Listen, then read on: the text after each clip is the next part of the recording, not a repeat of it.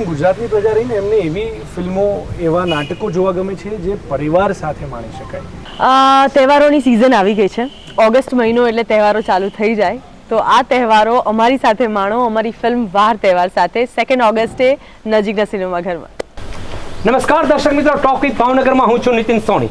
આમ તો કહેવાય છે કે ગુજરાતની પ્રજા છે ઉત્સવ પ્રિય પ્રજા છે, પારિવારિક પ્રજા છે. એટલા માટે જ કહી શકાય કે ગુજરાતનો યુવાન હોય કે યુવતી હોય, ગમે ત્યાં જોબ માટે જતો હોય પણ આખરે કહી શકાય કે તેમને પરિવાર છે એ વારંવાર યાદ આવતો છે. પરંતુ બીજી બાજુ એવું પણ કહેવાય છે કે ગુજરાત અને એમાંય કાઠિયાવાડ અને એમાંય સૌરાષ્ટ્ર મેળાના જ્યારે દિવસો આવતા હોય ત્યારે એકમેક મળતા હોય છે અને પ્રેમ થતો હોય છે.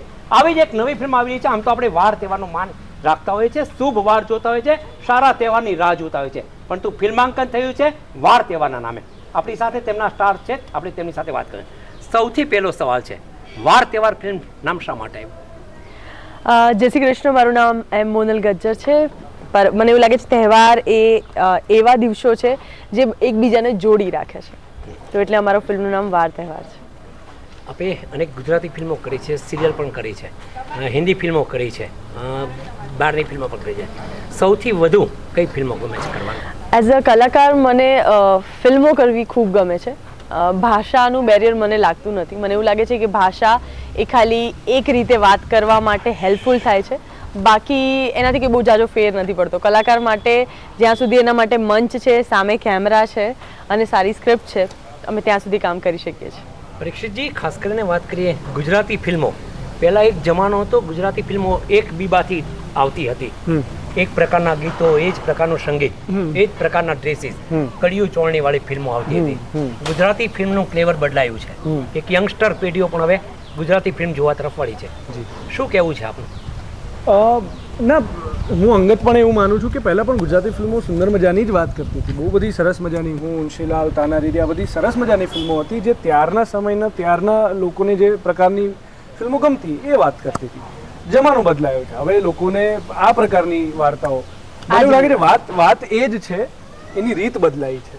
આપણે ખાલી નવી રીત સાથે જોડાયા છીએ. તો મને તો એટલો જ ગૌરવ છે, એ વાતનો જ ગૌરવ છે કે ત્યારના જે કલાકારો હતા એ જ ગુજરાતી ઇન્ડસ્ટ્રીની લીગસીને આગળ વધારીને અમે આ ગુજરાતી ઇન્ડસ્ટ્રી સાથે જોડાયા છીએ. અને આ વાતમાં હું થોડું એડ કરીશ કે અપગ્રેડ થઈ છે. જેમ કેમેરા, ફોન અપગ્રેડ થાય છે, એવી રીતે ફિલ્મ ઇન્ડસ્ટ્રી અપગ્રેડ થઈ છે. કાલનું એજ્યુકેશન અને આજના એજ્યુકેશનમાં કેટલો ફરક છે, એટલી જ રીતે અપગ્રેડ થઈ રહ્યા છે, એમાં કાંઈ ઓછું નથી થયું. પહેલાંની થિયેટરો હતી, સિનેમાઘરો હતા, અત્યારના સિનેમાઘરો મલ્ટીપ્લેક્સ થયા છે, દર્શકો પણ બદલાયા છે, કંઈક ને કંઈક નવું જોતું હોય છે. વાર તહેવાર ફિલ્મ એવી શું લઈને આવે છે નવું, આપ શું કહેશો? મને એવું લાગે છે કે આપણી જે ઇન્ડિયાની અને ખાસ કરીને ગુજરાતની પ્રજા રહીને એમને એવી ફિલ્મો, એવા નાટકો જોવા ગમે છે જે પરિવાર સાથે માણી શકાય. આપણે બધા જ પ્રકારનું કોન્ટેન્ટ જોવું પસંદ કરીએ છીએ, પણ જ્યારે તહેવારોની સિઝન આવે, દિવાળી આવે, સાતમ આઠમ આવે, ત્યારે આપણને એવી ફિલ્મો સિનેમાઘરોમાં જોવી ગમે છે કે જે બધા જ સાથે માણી શકાય. તો વાર તહેવારની જે યુએસપી કહી શકાય એ જ છે કે એમાં કોઈ એક ચોક્કસ વર્ગની વાત નથી.